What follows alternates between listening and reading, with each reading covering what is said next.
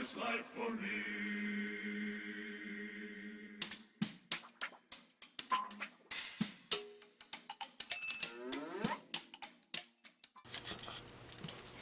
Ever wonder where the Jolly Roger got its name? Well, you'll know in a moment.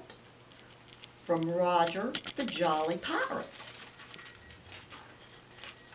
Before anyone had heard of Blackbeard, Long John Silver, or Calico Jack, there was a pirate named Roger. Roger the Jolly Pirate.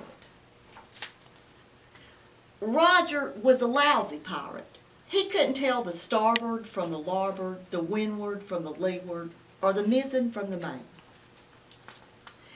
He smiled instead of scowling, and he grinned instead of growling. He always had a yarn to tell, or a sea shanty to sing, and he had never struck fear at any sailor's heart. His shipmates called him Jolly Roger, and they didn't mean it nicely.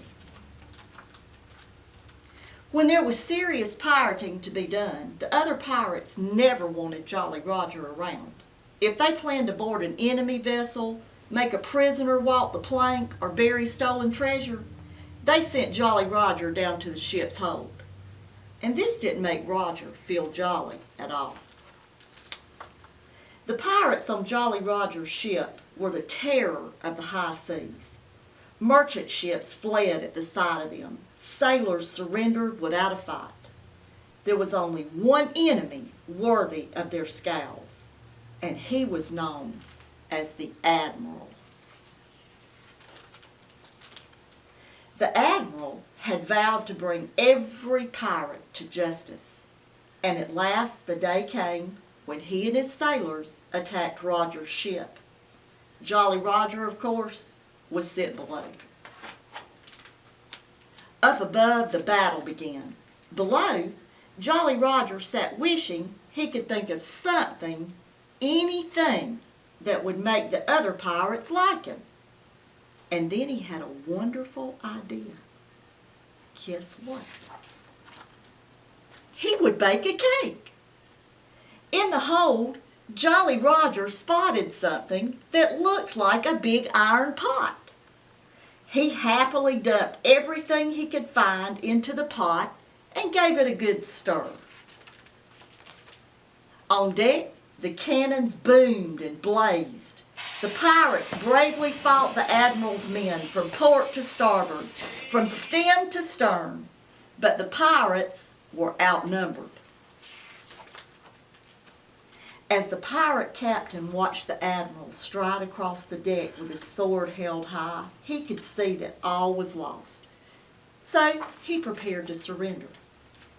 In the dim light of the hold, Jolly Roger found a wick attached to the pot he had chosen, struck a match, and sat back to wait for his cake to bake. He didn't expect what happened next. Nobody did. Boom! Jolly Roger was blown straight through the deck and right into the middle of the battle. He was covered in flour, he was spotted with soot, and he was shrieking in terror. The Admiral's men had never seen anything like it. "A ghost!" yelped one. "A skeleton!" The Admiral himself gave the order. "Abandon ship!" Jolly Roger was sorry about his cake. He tried to explain, but no one would listen. They were too busy cheering. Jolly Roger still couldn't tell the starboard from the larboard, the windward from the leeward, or the mizzen from the main, but his shipmates didn't care.